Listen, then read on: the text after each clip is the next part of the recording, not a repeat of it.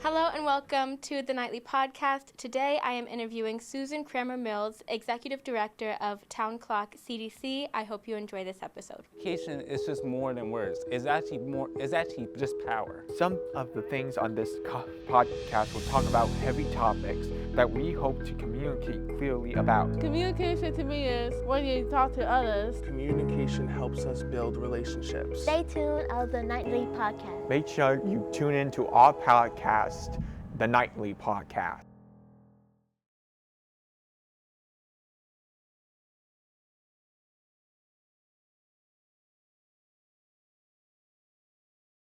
Hello and welcome to the Nightly Podcast, our second episode of the Nightly Podcast.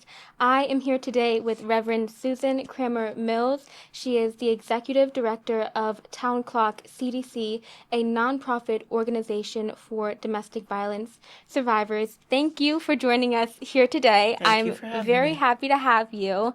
Can you tell us a little bit about what Town Clock is as a nonprofit organization? Yes. Town Clock Community Development Corporation started out first as an arm of First Reformed Church in New Brunswick, and to develop the property, the sanctuary building, which is the church building, to put 10 apartments of affordable housing into it.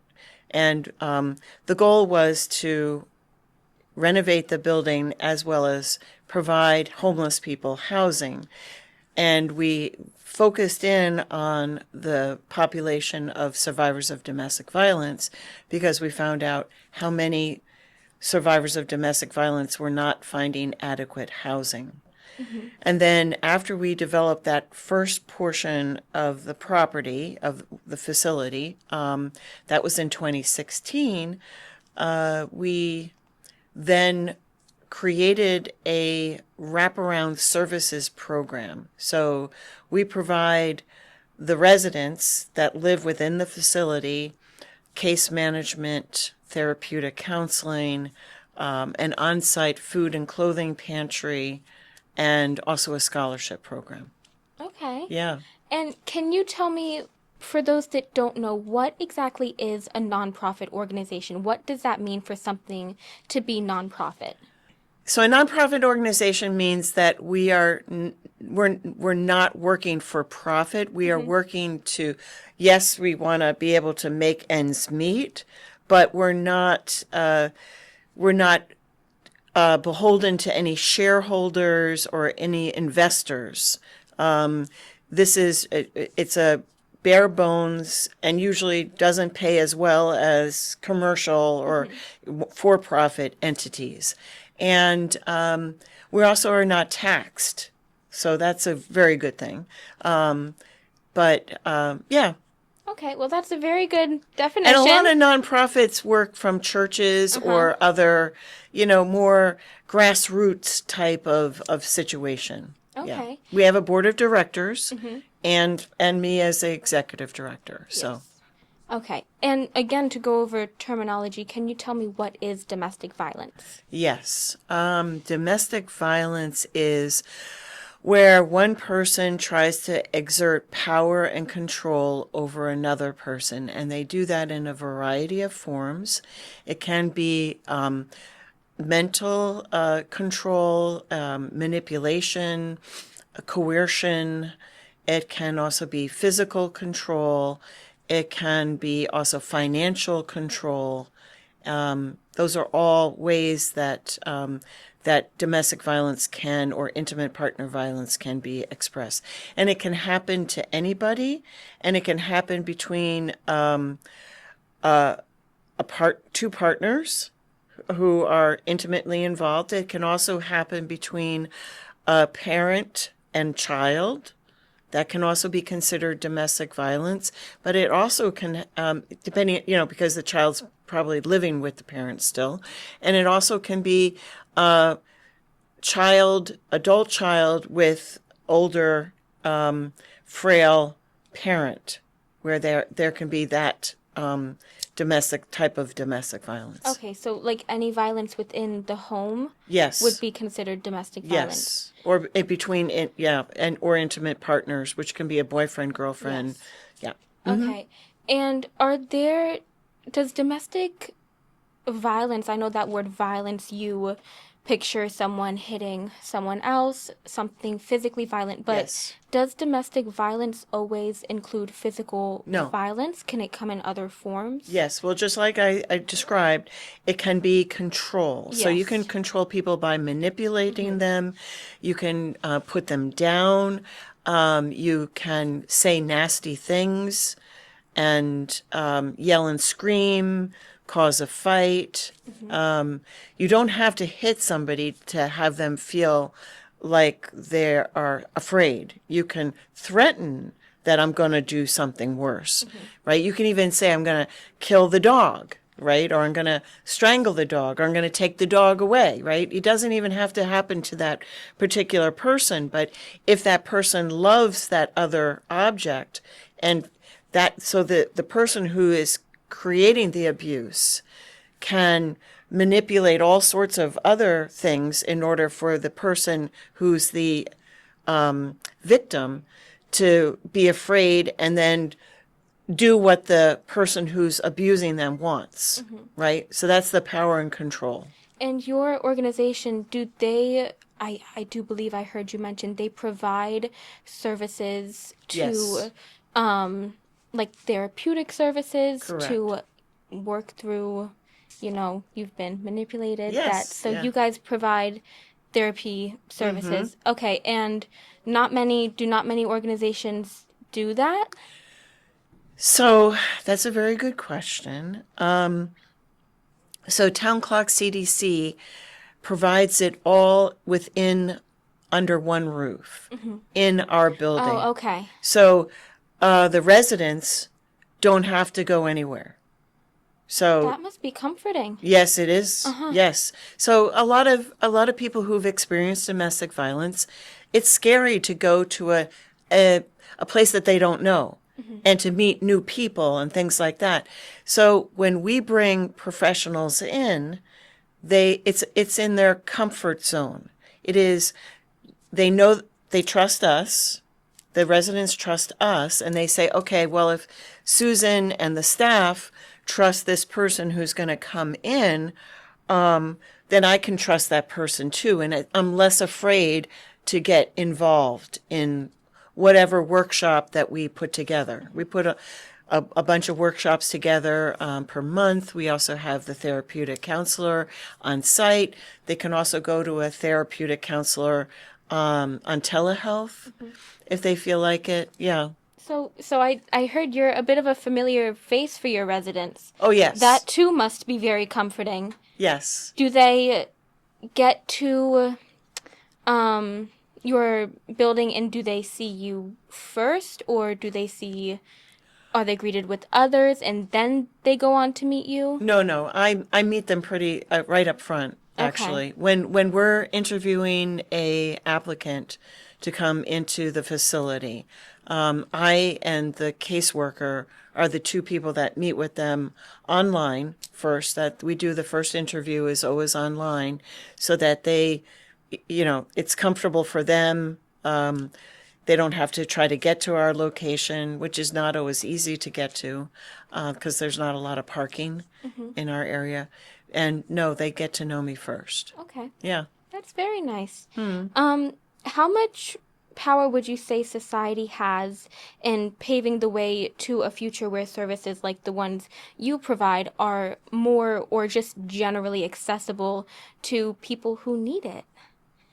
It's all about funding. And funding is getting cut from all of these types of services.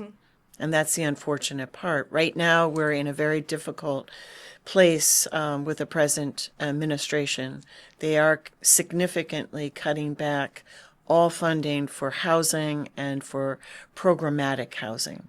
So we're worried right now that they are not going to allow us to remain a permanent housing, that they want us to become a transitional housing program, which would change our program completely. Right now, an applicant or a resident can come in and stay with us for as long as she needs. There's no end date. We'll tell her when we think, we think you've reached, you're done really well. You've reached your goals, and we think that it would be really good for you to look for another location, and we'll help you do that. We'll help you find another location and set you up so that you are ready to move on with your life outside of our facility. But because there's other people out there that need our help. But right now it's really difficult. And the reason I said generally accessible is because I know Town Clock is the biggest facility in New Jersey providing the services you provide. However, there are only 40 facilities in the United States that Right. provide permanent housing and other services to providers. Let's talk about that statistic because that's kind of shocking. Only 40 facilities in the whole of the United States. Correct. And there's not even one in every state. Okay, Yeah. that... And it's terrible. I mean, so if we look, 57% of all homeless women across the United States, 57%. So if you have 100% of all the homeless women, 57% of that number are survivors of domestic violence. Okay. So that's almost 2/3 of that 100% number. And they do not have housing. They're homeless. So, and they're homeless because there are not the facilities like what we're describing that are available for them. And they might get into Section 8 housing or some other housing program, but it's not designed like our program is to help survivors, just survivors of domestic violence, with their specific needs, and to give them workshops that are educational, that work on their self-awareness, their self-image, that help them with financial literacy, that help them with job readiness training. That's what we do besides the case management and the therapeutic counseling. So it's a very specific opportunity that they have with us, and you're right, it's very rare across the United States. And what's the difference between Town Clock and other facilities and organizations that do provide services to domestic violence survivors? Is it the fact that you guys offer permanent housing? Correct. That's a big Yeah. one. Yeah. Okay. And all those, of the 40 that I mentioned, that they are the longer term housing, they are permanent supportive housing. That 40 number that you had mentioned. Yes. Yeah. So those are housing programs similar to what we're offering. But again, there are only 40 in the United States, right? And so when a person who is experiencing domestic violence wants to leave their situation, they either go to a friend, family member, or to a shelter, a woman's shelter, or domestic violence shelter. And they get put into a temporary housing situation. Temporary meaning 30 to 90 days. Okay. What do they do after the 90 days? So Yes, Doc. that's when a lot of people, then what they call it is couch surfing. Okay. Oh, yes. All right. So they go to one friend, to one family member, to another, and they surf around. They hop around to different places, but that's not stable housing. And how if you have a kid, where do you put this kid into school? How do you get that child to school? And a lot of survivors don't even have a car. They don't have financial stability because the abuser had been controlling that. So you see where there's a lot of other incidental issues. Yes. So to be able to find one place that's safe, secure, provides affordable housing long-term, and also all the wraparound services that we provide, like case management and therapeutic counseling, that's really key for a survivor to graduate in a few years to being self-sufficient and on their own. Yeah. And why do you think it is that other facilities can't provide what you provide? Does it really come down to funding? It comes down to funding, and it also comes down to not recognizing that this is a problem.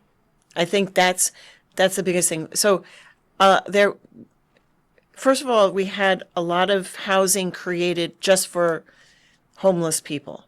So low income housing for a lot of homeless people. And then they began to realize, okay, there were certain populations that were successful in that housing, but others not.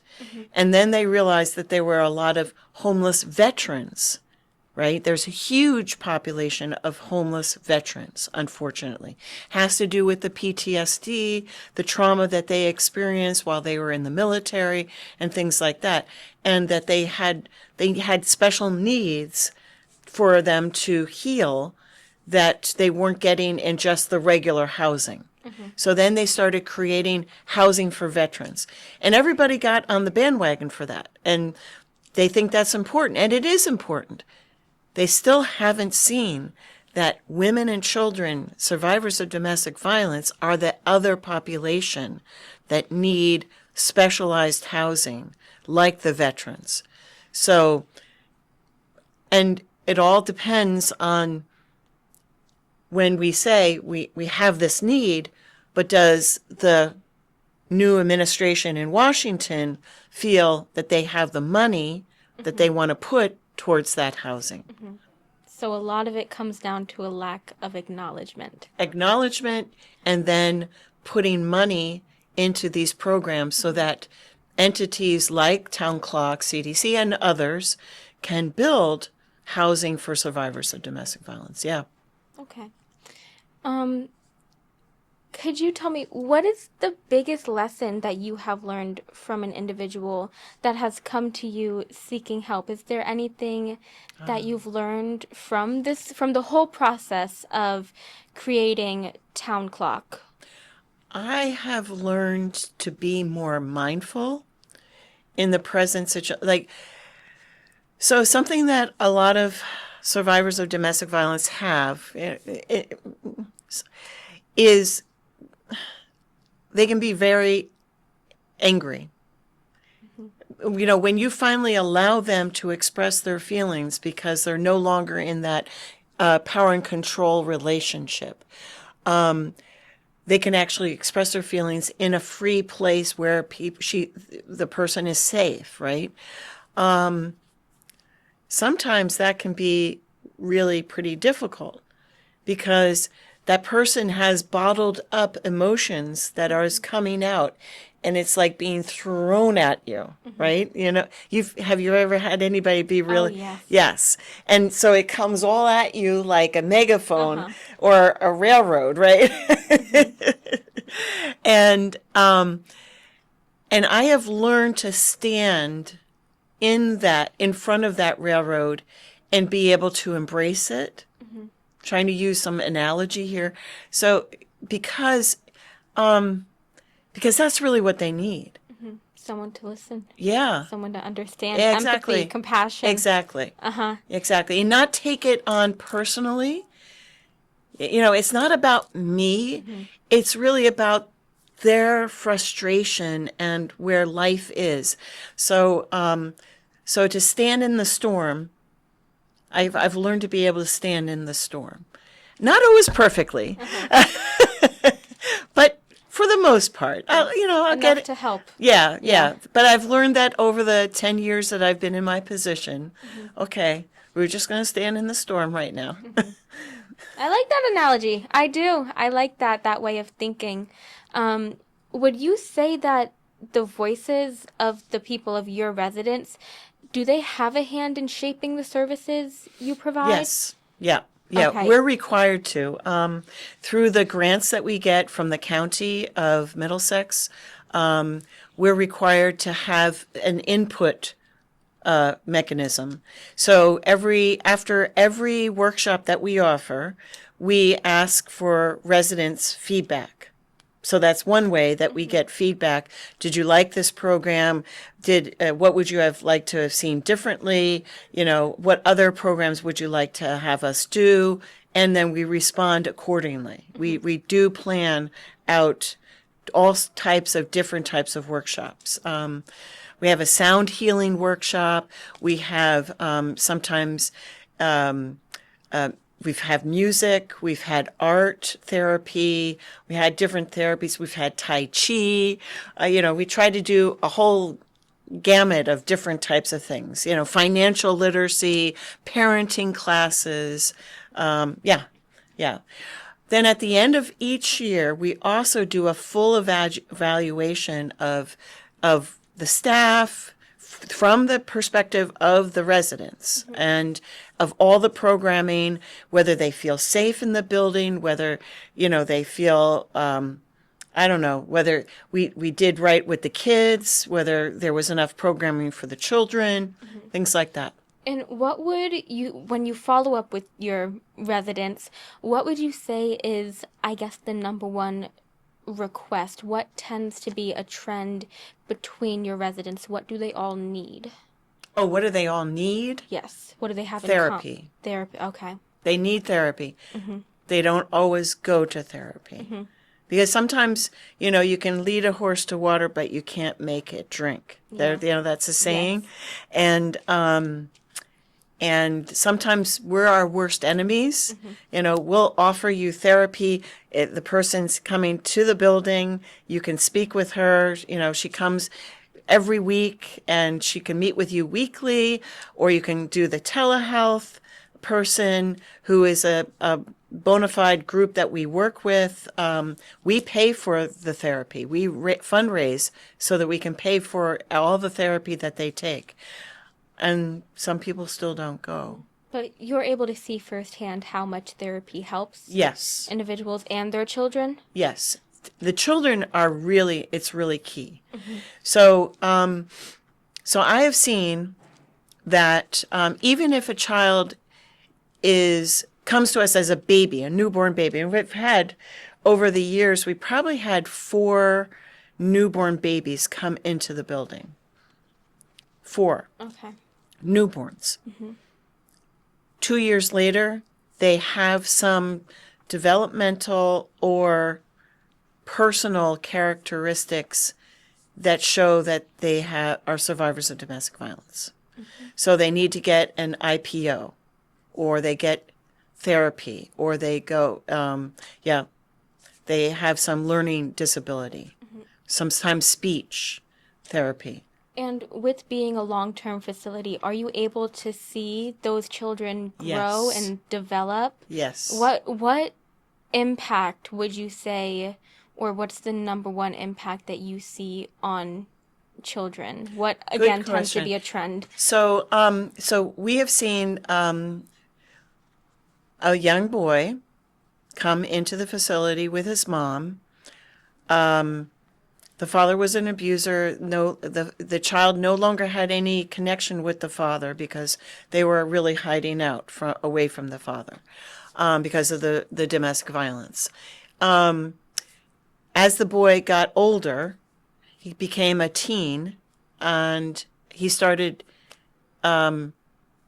physically attacking his mother, which is very unfortunate. It's a very normal thing that the children do play out the domestic violence in a variety of ways. And so we were able to get him therapy so that he stopped abusing the mom. And he's graduated from high school. He's doing really well. Oh, that's very good. Yeah. That's good to hear. Yeah. Yeah. But, you need to get them early. You need Yeah. to get them out of that domestic violence situation, because you can influence them in a facility like ours, because we also have experience now and we can say, listen, I'm seeing some tendencies with your child. Have you thought about putting this child into therapy? Because it looks like there's some long-term effects from being in the domestic violence situation. Yeah. Yeah. Now, I know you host an event called Being Brave. From my understanding, this is an advocacy event that you hold each year honoring victims of abuse. Can you tell me what else is special about this event? Well, Being Brave brings together all sorts of people out of the community, a lot of people who support Town Clock, but also we give out 4 awards, community awards. One is to a corporation that generally has donated to Town Clock CDC for one of our specific programs. It draws them in, and then they see the results of their sponsorships or their donations or their grants. And then there's usually 3 community awards. One is an advocate award, another is a volunteer award, and the other one is provider. Okay. Yeah. So, and we try to find in those 3 areas somebody who provides support to domestic violence survivors, somebody who's advocating for survivors of domestic violence, and somebody who's volunteering for Town Clock CDC in a variety of ways. So, yeah. Okay. Now, I have seen #manstand Yes. on some of Town Clock's social media pages in correlation to Being Brave. Can you tell me a little about that hashtag? What does it mean? Where did it come from? So, the hashtag is about that men should be supporters of opening up the domestic violence abuse, that they want to pledge that they will not participate in domestic violence themselves, and that they will expose it where it needs to be exposed, and stand up for women or anybody who's being abused if they see something like that happening. So men take a stand. Predominantly, it is across the board that more women than men are being abused. It is true. So 1 in 3 women, 1 in 7 men. That's in the United States suffer from domestic violence. Yeah, that's another interesting statistic. Quickly, I want to bring up, I heard the statistic for football, the Super Bowl, how Yes. domestic violence rates will rise during the Super Bowl. Yes. And also human trafficking. Yes. Huge. It is a disaster. It's it's an unknown epidemic. You know, people don't realize that if you're going to the Super Bowl, that there's all these hidden things going on behind the scenes of human trafficked men, women, and children. So it's really disgusting. Yeah.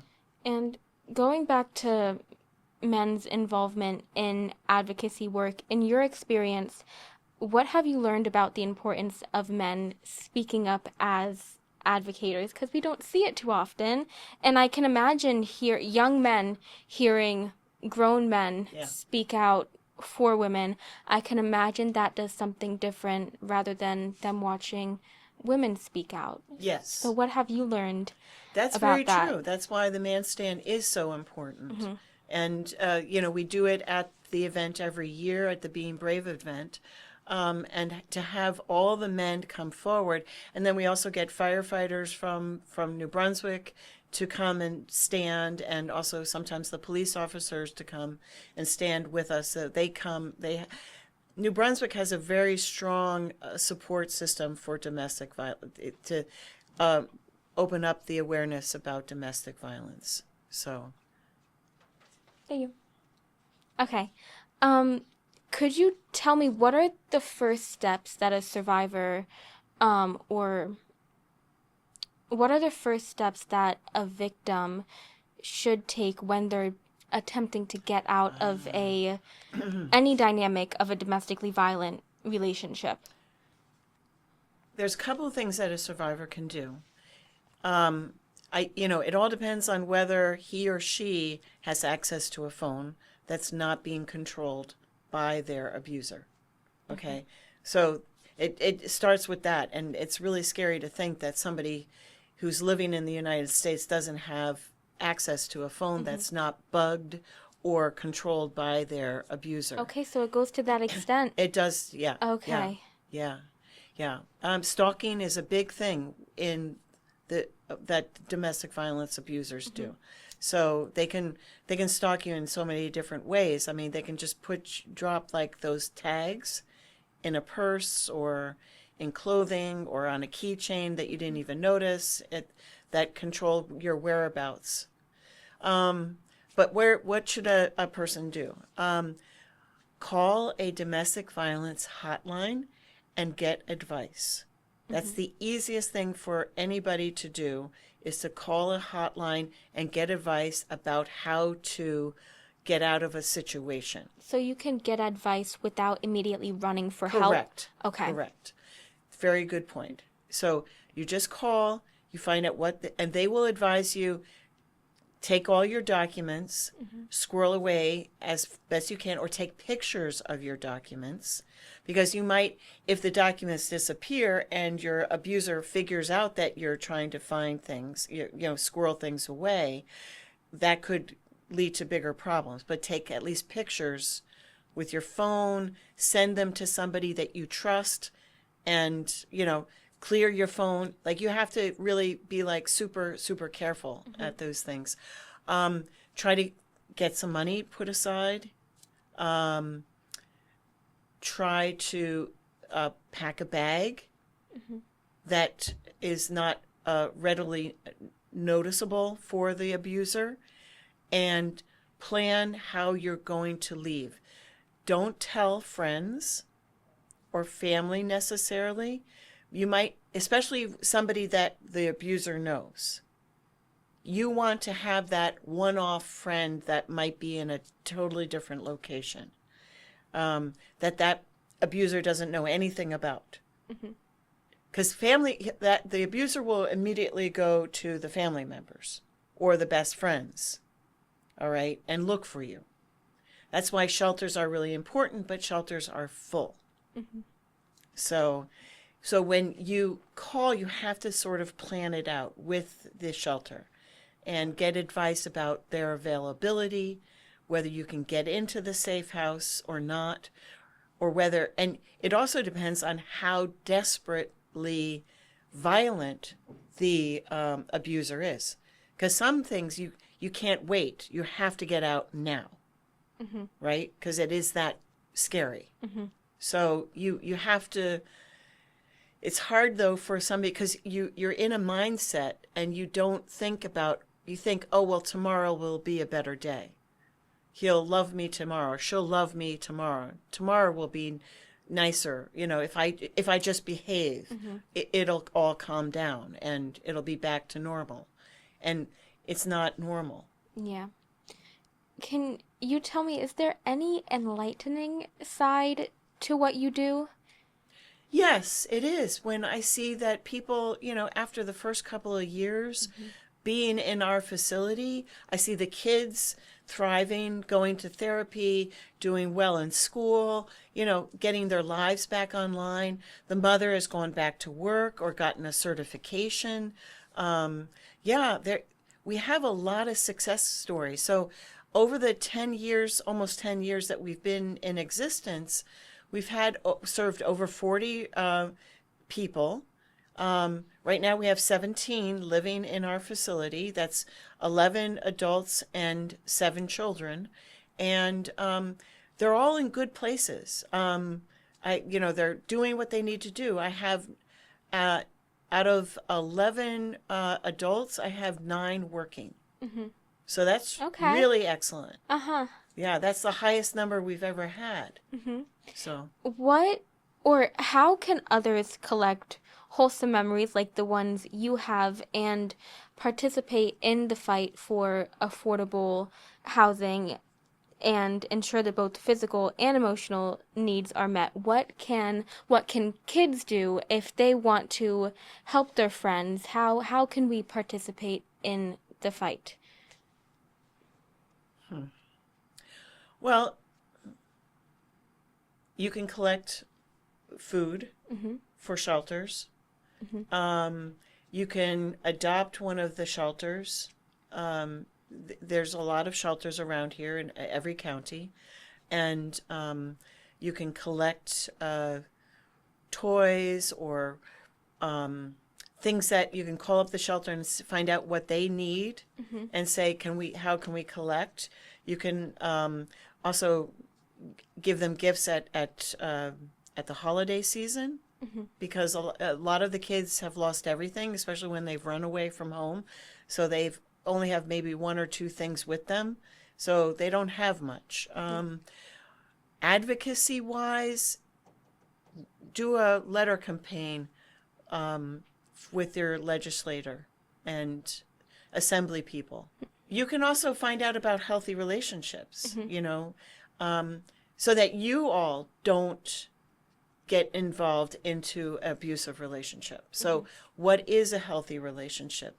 It starts with how do you, as a boyfriend, girlfriend, interact with one another? Okay. Yeah. Okay. And I just want to, generically, Any dynamic. Yeah, right. Well, thank you so much Thank you for very joining us much. today and shedding some light on or acknowledgement on issues that we don't typically see or hear of. I really appreciate that, and I think that survivors and victims appreciate that as well. So thank you Thank you. again. You're a very Thank you good for your interviewer. work. Thank Thank you. I appreciate that.